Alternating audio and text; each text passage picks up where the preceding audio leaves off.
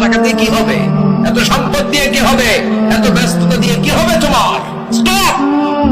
থামো, অনেক হয়েছে। আম্মা, think about death.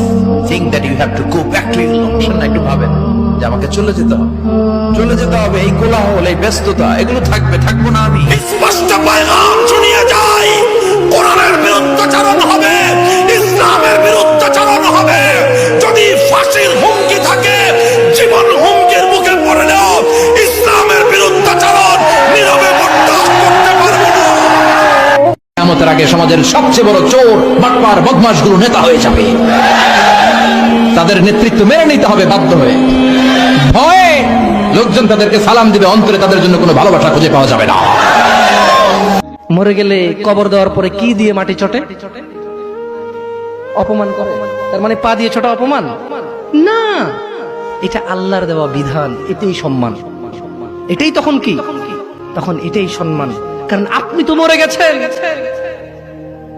আপনি তো মরে গেছেন, আপনি তো নিজের কবরে নিজে যেতে পারবেন না, আপনার জন্য লোক লাগবে। এটাই আল্লাহর পক্ষ থেকে আপনার জন্য সম্মান। বান্দা যখন সেজদায় লুটিয়ে পড়ে, বান্দা আল্লাহর সবচেয়ে কাছে চলে যায়। দেখা যায় সেজদাটা মসজিদের কার্পেটে পড়েছে, দেখা যায় কপালটা জায়নামাজের উপরে পড়েছে, দেখা যায় সেজদাটা আমার কপালটা মসজিদের টাইলসে পড়েছে। কিন্তু বিশ্বনবী বলে, টাইলসের উপরে না, জায়নামাজে না, তোমার সেজদাটা তোমার রবের কুদরতি পায়ের উপরে পড়েছে।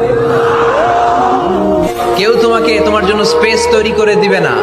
এই পৃথিবীতে কেউ কাউকে জায়গা দেয় না, এই পৃথিবীতে এসে জায়গা করে নিতে হয়। চিৎকার দিয়ে বলো ঠিক কিনা? কেউ তোমাকে তোমার জন্য স্পেস তৈরি করে দিবে না।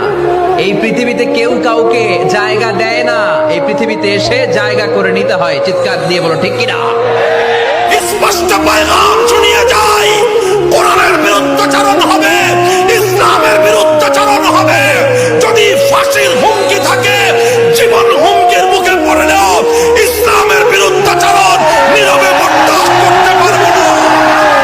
নিজের স্বামীর জন্য জীবনও দিয়ে দিতে পারবা, আর স্বামীর মায়ের জন্য এক গ্লাস পানিও দিতে পারবা না।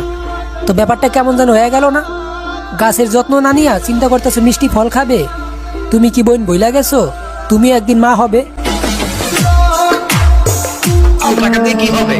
এত সম্পদ দিয়ে কি হবে? এত ব্যস্ততা দিয়ে কি হবে তোমার? স্টপ! থামো, অনেক হয়েছে। আম্মা, think about death. Think that you have to go back to your life. শোন না, একটু ভাবেন যে আমাকে চলে যেতে হবে। চলে যেতে হবে। এই কোলাহল, এই ব্যস্ততা, এগুলো থাকবে, থাকবো না আমি। সুখ কারে বলে? কিভাবে আপনি সুখকে ডিফাইন করবেন? সুখ তো টাকায় কিনা যায় না। শান্তি টাকা দিয়ে হয় না, শান্তি দেওয়ার মালিককে। শান্তি আছে অল্প খেয়ে শুকর করার মধ্যে, শান্তি আছে আলহামদুলিল্লাহর মধ্যে। চিল্লায় বলেন ঠিক কিনা?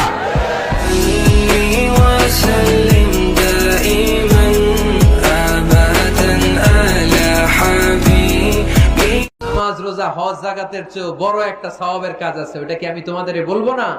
সাহাবারা বললেন অবশ্যই বলবেন। ওই সওয়াবের কাজটা কি?